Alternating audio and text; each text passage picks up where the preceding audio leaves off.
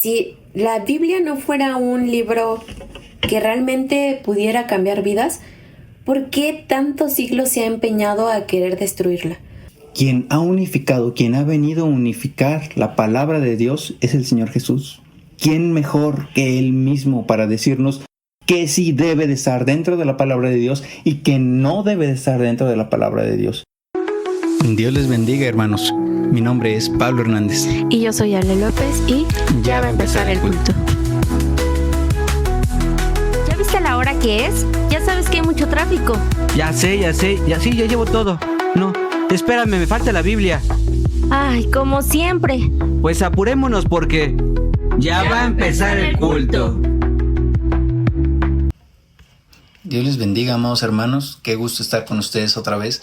Y seguimos celebrando el mes de la Biblia. Por lo cual tenemos otro texto y yo creo que debemos de llenarnos de textos. Tenemos que llenarnos de la palabra de Dios para poder ser instrumentos de poder en las manos de Dios. Y el texto de este episodio será el de 2 a Timoteo, capítulo número 3, versículo número 16. Toda la escritura es inspirada por Dios y útil para enseñar, para redarguir, para corregir, para instruir en justicia. Hermana Ale, Dios te bendiga. Dios te bendiga, hermano Pablo. El episodio pasado estuvimos platicando de varias cosas acerca de cómo tenemos hoy este hermoso regalo que es la palabra de Dios. Y tú me hacías una pregunta que no logramos responder en el episodio pasado, pero ahora lo vamos a responder. Y después vamos a continuar con la parte de la Biblia del oso, la historia de la Biblia del oso, que está muy hermosa. Hermana Ale, ¿cuál era la pregunta? La pregunta era, ¿cómo llegaba el canon de los 66 libros a conformarse? Sí. Y muchas creemos o tenemos esta idea de que quizá de la noche a la mañana pues se juntaron estos 66 y se expusieron ante los sínodos de los concilios y dijeron, este sí, este no, este sí, este generación espontánea, básicamente. Así, algo así. Pero muchas veces realmente nos ponemos a pensar cómo es que se fue formando este canon hasta el día de hoy. Y una de las cosas que mencionaba, esta parte que me puse a investigar para poder responder esta pregunta y no decir alguna herejía, bien, es que en el Antiguo Testamento quien le da la validez y el peso espiritual de todos los escritos que se da es Cristo mismo. Uh-huh. Porque pues muchas veces no, creemos también que como hoy existe la imprenta y podemos tener acceso, antes todo mundo podía tener acceso a los escritos y es algo pues totalmente erróneo. Decían cómo se enteraron las demás iglesias, por ejemplo, que se guardaba tanto esta carta que se iba pasando de mano en mano y se iba conociendo el mensaje que se le había dado a los corintios, y así pasaba con las demás cartas. Claro. Era la importancia de guardar tanto los escritos que justamente iba dándole también este peso histórico de que el apóstol había de puño y letra enviado algún mensaje a alguna de las iglesias. Sí, no, imagínate, era una gran red de iglesias o de pequeñas misiones. ¿Por qué? Porque siempre la palabra de Dios se ha guardado en pequeños remanentes, sí, y se ha preservado de una manera tan increíble que no podemos darle otra atribución más que a la gracia divina del Espíritu Santo. Imagínate entonces cómo se metían debajo, pues ahora sí, de la tierra, sí, para hacer túneles con tal de sobrevivir. O sea, ahorita nosotros nos quedamos pensando de nuestra persecución, de que en las redes sociales nos dijeron que somos unos herejes, que nos falta Biblia. Que nos falta Biblia. Que la salvación no se pierde. El solo Calvino tiene la salvación y la onda. Pero pues imagínate que en ese entonces era tan grande la persecución que tuvieron que hacer cuevas subterráneas para sobrevivir. Entonces, imagínate cómo se ha preservado las Sagradas Escrituras de tal manera que hoy podemos tener esta recopilación de 66 libros y los apócrifos que dice nuestro hermano Alfonso, que son los originales. Sí, le enviamos un saludo. Los meros. Y es que también es ese punto que se discute mucho. A ver, ¿por qué los judíos solamente tienen menos libros, ¿por qué los evangélicos tienen 66 y por qué los católicos tienen 73? Y algo también que es muy curioso es que nosotros cuando concebimos la Biblia ya la concebimos como hoy día la tenemos, Sí. Ya con capitulado, con los versículos, con todas las divisiones. Sí. Sin embargo, por ejemplo, los judíos no la dividen así. Claro. Ellos tienen, incluso unifican algunos libros como lo son lo que nosotros conocemos, el primer y segundo libro de las crónicas, de los reyes y de Samuel. Ellos no los tienen separados, muchas veces los unifican. Entonces, obviamente, pues va a reducir el número de libros, sin embargo, el contenido es el mismo. Sí. El capitulado, como hoy lo conocemos, se desarrolló muchísimo después incluso de los concilios, que alguien se dio a la tarea de ir dividiendo la Biblia, pero eso no estaba en el original. Sí, más que nada, y esta es mi percepción muy personal, de que esta capitulación y los versículos que se le dan a la Biblia se dan para que nosotros nos regularicemos y podamos decir, ok, en el capítulo 4, versículo 8, primera de Juan. Amén. Amén. Dios es amor, ¿no?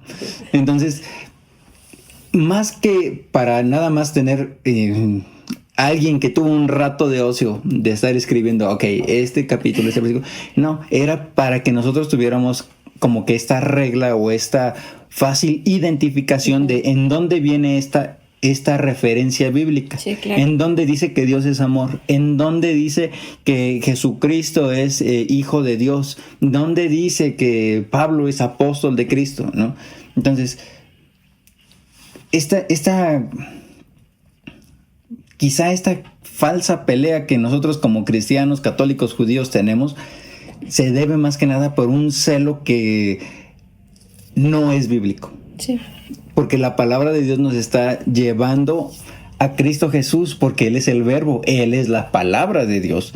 Y de que nosotros nos estemos peleando de que es que yo tengo más y soy católico y entonces si tengo más, yo soy la onda. Pues no es cierto. No, pues no. Porque no que haya más significa mejor. Lo que sí significa mejor es cuando el Espíritu Santo interpreta las Sagradas Escrituras. Porque esa es la regla que nosotros tenemos principalmente como entes cristianos, seres cristianos, de que para interpretar la palabra de Dios está la misma palabra de Dios. Sí. Ella misma es la regla de interpretación, no nosotros como seres humanos, no un hombre infalible como el Papa o los santos o tales o cuales o los rabinos, ¿no? O los pastores o el concilio de pastores o de ancianos. El único que interpreta las Sagradas Escrituras es la palabra de Dios, el Verbo, Cristo Jesús. Y quizá ya lo tocaremos más adelante, pero de este punto que estás mencionando, hermano Pablo, porque aún por eso fue tocado Lutero. Él no estaba leyendo una Biblia evangélica, y él estaba leyendo los rollos y los escritos que en el monasterio existían. Sin embargo, como es la palabra de Dios y la intervención del Espíritu Santo es quien lo mueve a ver que todo lo demás, todo lo externo que no viene en la palabra de Dios y es inspirado por el Espíritu Santo, no debe de entrar, no debe de tener algún peso en la vida del ser humano, porque no proviene de Dios. Exactamente. Ahora, yo me recuerdo mucho de una imagen, no sé si tú la habrás visto, hermana Ale, en donde están un montón de referencias cruzadas acerca de la vida del Señor Jesucristo y cómo se cumple del Antiguo Testamento al Nuevo Testamento. Esta imagen a mí me llamó la atención tremendamente, fue un impacto tremendo porque tiene 63,779 referencias cruzadas haciendo alusión a lo que es el ministerio del Señor Jesús. Sí. De gente que ni siquiera se conoció. Tantas personas en diferentes continentes, en diferentes épocas del año, que ¿cómo es posible que hubieran llegado a la misma conclusión o a la misma persona en referencia si ni siquiera se conocían, si ni siquiera se hablaron entre sí, si ni siquiera en el mismo continente? ¿Cómo? Y la única respuesta es el Espíritu Santo, que Él es quien siempre guiaba y les hablaba a sus santos hombres siendo inspirados divinamente para la revelación de Cristo Jesús. Entonces, como nos lo estabas mencionando, hermana Ale, quien ha unificado, quien ha venido a unificar la palabra de Dios es el Señor Jesús. ¿Quién mejor que Él mismo para decirnos qué sí debe de estar dentro de la palabra de Dios y qué no debe de estar dentro de la palabra de Dios? Estas referencias que vienen en la palabra de Dios acerca del libro de Enoc, y no nada más en mención del libro, sino en mención de la persona de Enoc. Y muchos creen que es el libro de Enoc que hoy conocemos, que habla de ángeles caídos y que habla de misticismo. Pero la realidad es que muchas veces estos libros que hoy ya tenemos ya están muy mezclados, ya muy manoseados, de tal manera que no es el libro al cual realmente se están refiriendo los apóstoles o en el Antiguo Testamento, o el libro de Yacer, porque también Josué menciona del libro de Yacer y otros libros mencionan el libro de Yacer. Y yo estoy enojado con los de Maranata porque yo les pregunté con los de esa librería, porque yo les pregunté, oigan, ¿y el libro de Yacer? Y me dicen, sí, es el libro de Josué. Y me dicen, oye, pero el libro de Josué menciona el libro de Yacer. Y yo así de, no. Y sí. Entonces así como Ay, hermano. Pero bueno, entonces nos ponemos a debatir de este tipo de cosas, de qué sí viene en la Biblia, o qué sí debe de venir en la Biblia y qué no debe de venir en la Biblia, cuando el único que debe de ser nuestra regla de fe y nuestra regla de interpretación es el Espíritu Santo. Y mira, yo creo que la mayoría de los que podemos caer en ese error de decir que sí entra y que no entra, mejor nos debemos de preguntar cuántos han leído completa la palabra de Dios. Porque hay muchos cristianos que no han leído de manera completa la palabra de Dios. Entonces, siguen diciendo la de las hojas del árbol. La de ayúdate que yo te ayude. Pero dame la mano y mi hermano será, ya sabes. Sí, verdadero hombre y verdadero Dios, que es un dicho muy común y que no viene en la palabra de Dios. Y es ese punto de cómo vas a saber que sí debe estar y que no debe estar si no cumples con un principio básico, que es leer toda la palabra de Dios. Claro. Porque muchos jóvenes también caemos en ese afán de primero leer el libro de Enoc, primero leer el libro de Yacer. Yo lo hice. No es cierto, los Macabeos y el libro de la sabiduría, ¿no? Y buscamos los capítulos que se le quitaron a Daniel y bla, bla, bla. Y no leemos la palabra de Dios, cuando justamente ahí podemos ver cuál es la directriz que el Señor lleva para darle un peso espiritual y que haya sido agregado al canon. Claro. Porque al final, el versículo que utilizábamos, el niño va a ser instruido en ese camino de verdad, que le va a edificar en todo momento, que va a encontrar respuesta a todas sus dudas, a todas sus dolencias, a todo lo que él necesite en la palabra de Dios.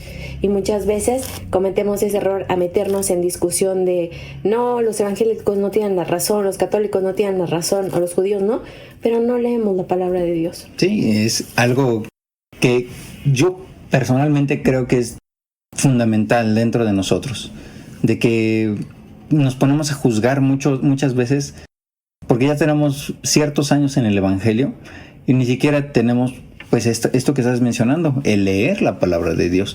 Si nosotros nos ponemos a hablar y a decir y a juzgar nada más porque yo soy hijo de mi papá y hijo de mi mamá, pues ¿qué diferencia hay cuando nosotros leemos completamente la palabra de Dios? Y no solo la leemos, sino que también la vivimos. Nuestro pastor tenía un dicho muy interesante: lee la Biblia para ser sabio, créela para ser salvo y vívela para ser santo. Porque la palabra de Dios nos ayuda a nosotros, está para guiarnos, es nuestra nodriza, es nuestro ayo, el que nos guía, el que nos lleva delante de la presencia de Dios. Muchos dirán, es que ustedes ya no están aceptando las leyes que vienen en la ley, valga la redundancia, de Moisés. No es eso. Es que nosotros, por leer la palabra de Dios, el Espíritu Santo nos llevó a saber que ya no vivimos bajo la ley, sino que vivimos bajo la gracia, un pacto muchísimo más hermoso, muchísimo más precioso y que tiene un peso incluso mucho más grande que la ley, sí. Porque la ley fue dada por Moisés, pero la gracia ha sido dada por nuestro Señor Jesucristo. Bueno, la ley fue dada a Moisés. Sí, es que sí lo dicen. O sea, sí, pero... Sí, tienes razón. Sí, digo, hay un estudio, saliéndonos un poquito, o paréntesis, en esa parte, hay un estudio en el cual demostraba el efecto que causaba el leer la palabra de Dios diario. Y muchas daban que, por ejemplo, tenían problemas con la pornografía, tenían problemas con adicciones, tenían problemas incluso de violencia familiar. Y que era lo que causaba el leer, el simple hecho de leer la palabra de Dios, es que sus pensamientos y su comportamiento era modificado. Sí. Y no es otra cosa, no es un poder mágico que surge simplemente de leerla, sino porque es la Biblia, es la propia palabra de Dios. Y la palabra de Dios es la que creó los cielos y la tierra, y aquella que tiene el poder para transformar nuestra mente y nuestro corazón. Si nosotros vivimos la palabra de Dios, o si la leemos siquiera, vamos a tener un entendimiento más grande sobre qué es lo que Dios quiere para nosotros como iglesia, como pueblo de Dios. Y eso es a lo que estamos llamados a hacer, instrumentos en las manos poderosas de Dios, dejarnos moldear por Él, vivir por Él, para Él, así como la iglesia primitiva, de que ellos daban también sus vidas y tenían por gozo cuando eran azotados por causa del evangelio. Hoy nosotros ya nada más ay Señor, yo soy tu mejor soldado porque me has dado muchas pruebas. ¿Qué pruebas? Me regañaron porque llegué a la casa con cilantro y me pidieron perejil, ¿no? Entonces, yo creo que es buen momento para hablar del siguiente punto que teníamos para este episodio, que es la historia de la Biblia del oso, que fue la primer traducción. Está la primer publicada que mencionamos el episodio pasado, que fue la Vulgata. La Vulgata latina, y creo que era también la Alfonsina, ¿no? Pero la primer traducción fue la de la Biblia del oso, que la historia de Casiodoro de Reina está tremenda, poderosísima. Nosotros muchas veces no dimensionamos de todo lo que sufrió el evangelio para llegar a ser, a estar en nuestras manos. Una persecución tremenda de la iglesia católica, porque el argumento de ellos era: no voy a dejar que todos tengan acceso a la palabra de Dios, porque cuando tú acumulas el conocimiento, tienes poder. Cuando tienes un pueblo que no sabe ni leer ni escribir, déjalo así, porque van a vivir en la ignorancia y no van a saber cómo salir de ella.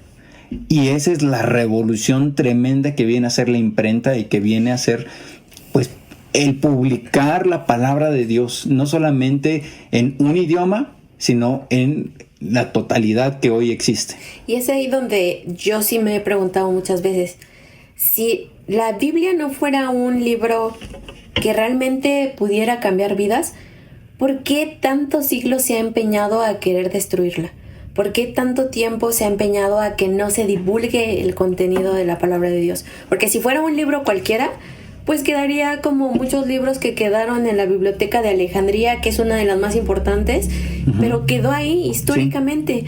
Pero la Biblia, vemos cuánto ha sufrido para poder llegar a nuestras manos. Y esta historia que mencionas quizá no está muy alejada de lo que ya venías mencionando, porque al final también estas dos personas están dentro de la Iglesia Católica y empiezan a padecer dentro de la Iglesia Católica por el simple hecho de percatarse de que lo que se estaba haciendo ahí y de lo que se decía y se profesaba no se alineaba con lo que realmente la palabra de Dios decía. Sí, y muchos dentro de la Iglesia Católica siguen diciendo, es que su iglesia, los cristianos evangélicos, no existen hasta después de Lutero. Pero es una... Lean Hechos. Ahí fue donde se nos empezó a llamar por primera vez cristianos.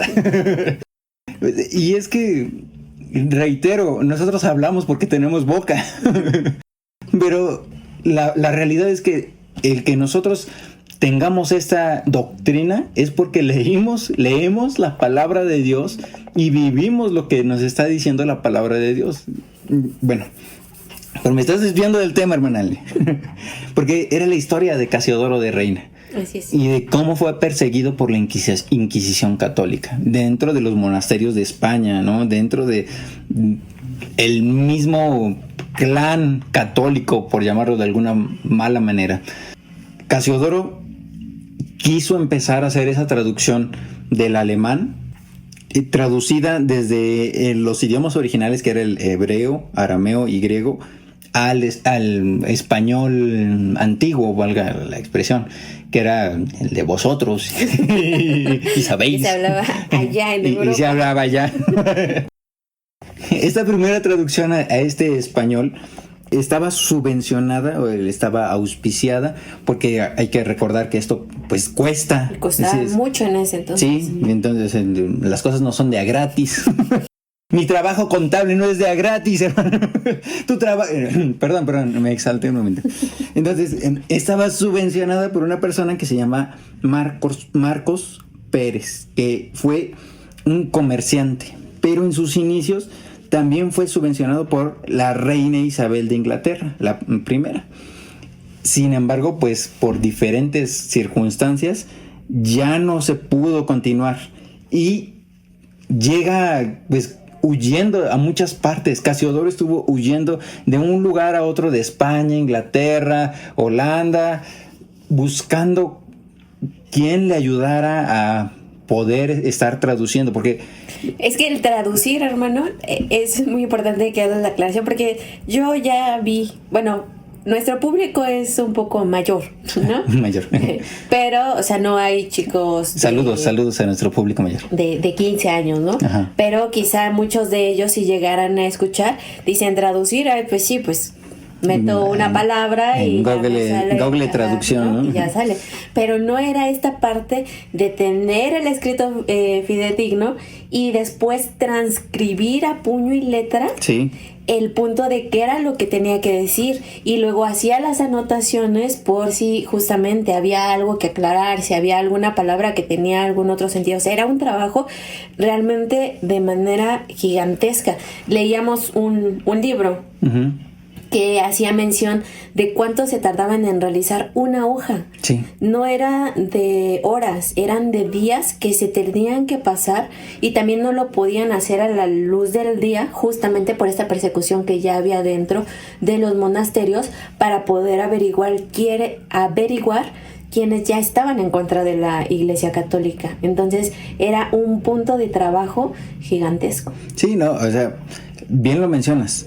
Imagínate que tú estás traduciendo la palabra de Dios en rústico, valga la expresión, a puño y letra, y con las Biblias aquí, y la otra Biblia acá, y la traducción acá, y el diccionario acá, que no había diccionario, ¿no?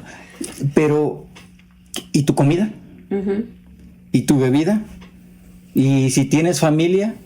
¿Y si tienes un hijo? ¿Y si tienes gastos que son necesarios pues para tú poder subsistir? Y entonces era necesario que hubiera alguien detrás de, y luego la revisión que hacía Cipriano, el hermano Cipriano, que le ayudaba a esta parte de la traducción o de la revisión a Casiodoro. Entonces es una historia de camaradería, de hermandad, de una fidelidad tan impresionante. Y hay una historia tremenda en donde llegan con Juan Calvino, llega Casiodoro. Esto no les va a gustar. Esto no les va a gustar. Llegan con Juan Calvino y parecía un lugar seguro para poder traducir las escrituras. Y al principio de esta historia que nos estaba contando, o que estábamos leyendo más bien de este libro, mencionaba que al principio pues iban bien, y era así como que este trabajo que estás haciendo está muy bien, esto yo te voy a ayudar y te voy a subvencionar, tenme en cuenta. Tenme en cuenta. Y de repente pues Casiodoro empieza a ver que las cosas no funcionan tan hermosamente como quizá en una libertad que nos está llamando la palabra de Dios. Imagínate el grado de comunión que tenía Casiodoro con las Sagradas Escrituras para poder entender lo que era la libertad. Porque nos cuenta el libro, llegas corriendo con Juan Calvino, huyendo de la Inquisición de la Iglesia Católica, para encontrarte con Calvino, que también tiene todo muy hermético, muy cerrado. Que si tú no haces las cosas como Juan Calvino decía, entonces probablemente te va a correr de la aldea, del asentamiento en donde estaban. Es una historia muy difícil, porque precisamente la rama calvinista tienen a Juan Calvino como si fuera el mejor, el más santo de los santos, y la doctrina calvinista hasta arriba, pero él fue parte de la muerte de un seguidor por el simple hecho de estar en desacuerdo con sus ideas calvinistas. Sí, que eso no se volvió también en un perseguidor. Se volvió en un perseguidor hermético, similar a lo que hace la Iglesia Católica. ¿De qué? Perseguir al que no piensa como tú. Y hoy lo vemos abiertamente. Si tú no compartes la doctrina calvinista, estás mal, estás equivocado, te falta Biblia. Entonces sale huyendo Casiodoro de este lugar para ir a buscar otro refugio, otro lugar en donde pudiera él traducir, porque imagínate, estás traduciendo y te están persiguiendo, pues ¿cómo le haces, no? Perseguidos por los malos, perseguidos por los buenos. Sí, esta parte de la fraterna que tenía con Cipriano, también la parte de comunicación, porque este libro también nos narra que justamente en estas revisiones muchas veces no solamente tardaban días y semanas, sino después decían, ¿y ahora dónde mando esta revisión? ¿Ahora dónde mando este escrito? Era una parte en donde también podemos ver la misericordia y la mano de Dios para que su palabra permaneciera, porque ponía los medios para que estos fragmentos ya traducidos, ya revisados, se pudiesen guardar y pasaran en las manos correctas para que no fuesen destruidas. Y bueno, creo que es un tema todavía muy, muy amplio. La historia aún todavía continúa. Sí, hasta ahorita, imagínate, vamos en 1500. Sí. Pero les invitamos que nos sigan escuchando, que se sigan gozando y leyendo su Biblia, sí, en este mes de la Biblia. Y hermano Pablo, ya vámonos porque ya va a empezar el culto. Somos miembros de la Iglesia Cristiana Ebenezer, y en este podcast vamos a descubrir la vida que Jesucristo quiere que vivamos a través de su palabra. Y también vamos a platicar de la concepción humana y lo que en verdad dice la Escritura respecto de quién es Dios, sus mandamientos y la relación que tenemos con Él. Vamos a subir capítulos los días martes, jueves y domingo. En YouTube nos pueden encontrar como Ebenezer 4645, en Facebook Iglesia Cristiana Ebenezer, en Instagram Ebenezer-273. En Spotify, YouTube y Facebook también nos pueden encontrar como Ya va a empezar el culto. No olvides compartir y seguirnos. ¿Y sabes qué? Ya vámonos porque ya va a empezar el culto.